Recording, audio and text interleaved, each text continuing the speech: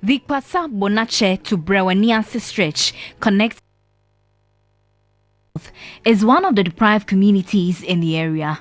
The road network had for years been a major setback to development.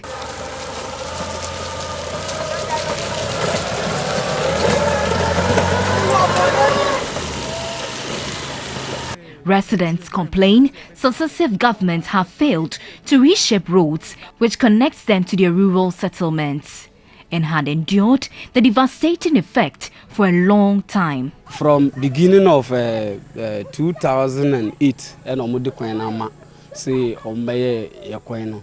Until I say from that time to this time, and from that 2012 to now, and I have voted your MP, John Oti Bless. In 2008, they promised us that they will fix the road. And in 2012, our MP, John Kwabena Oti Bless, also re-echoed that this portion of the Eastern Corridor Road would be worked on. But as at now, nothing has been done. We have loaded 2,500 tons of yam and heading towards Tema and Accra. But due to the poor nature of the stretch, our truck has gotten stuck on the road. We are going to the polls in December.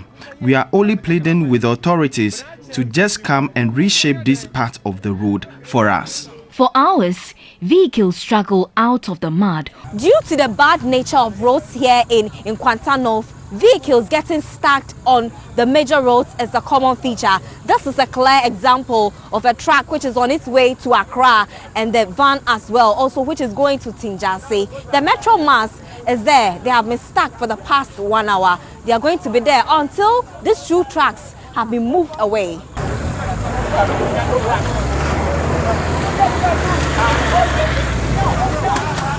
The entire stretch of the Eastern Corridor Road has been awarded to 6 contractors who had executed 60% of the project. The District Chief Executive of Nkwanta North, Martin Kudubo, defended why the project has delayed. Because it's a feeder road, it needs constant reshaping. If you do it this year, the following year, you have to go and reshape it. And then it is not all areas. We have so many communities. So if you do for this community this year, maybe another year, you shift to other communities. And because of the rainfall, we are not able to go to all communities. If you go to mass communication, this filling station, there is a grader park there. Okay, because of the massy area nature of the road, they are not able to do. You get stuck there. Now turning our attention to some persons with disability issues, and a physically challenged person, Tama Duckworth, was elected to the House of Representatives in the 2016 U.S. elections. In Ghana, more than 15 candidates will compete in both presidential and parliamentary polls, have some form of disability. But can these candidates access political message and buildings without difficulties? This is a News Desk report. A remarkable story about the American elections was the triumph of Tammy Duckworth, a double amputee Iraq War veteran from Illinois. Tammy Duckworth stood on the ticket of the Democratic Party and was the first woman with a disability to have earned a spot in the U.S. House of Representatives. Political experts say her success is an inspiration to the millions of persons with disability who have been marginalized in politics.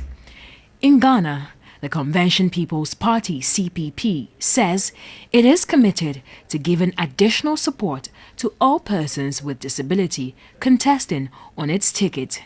The CPP filed 222 candidates, including 14 persons with disability as parliamentary candidates. The National Democratic Congress NDC parliamentary candidate for Wa East is Dr. Asiedu-Dartey, the Minister for Chieftaincy and Traditional Affairs, and visually impaired.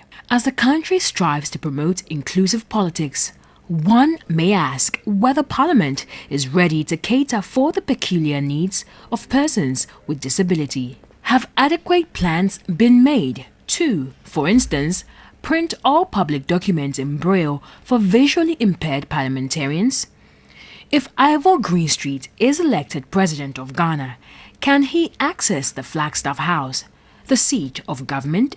Since that I've been there, it doesn't have the kind of necessary accessible ramps that you'd expect a building of that nature, the highest office of the land, and a mighty structure which so many hundreds of millions of our money was spent to erect.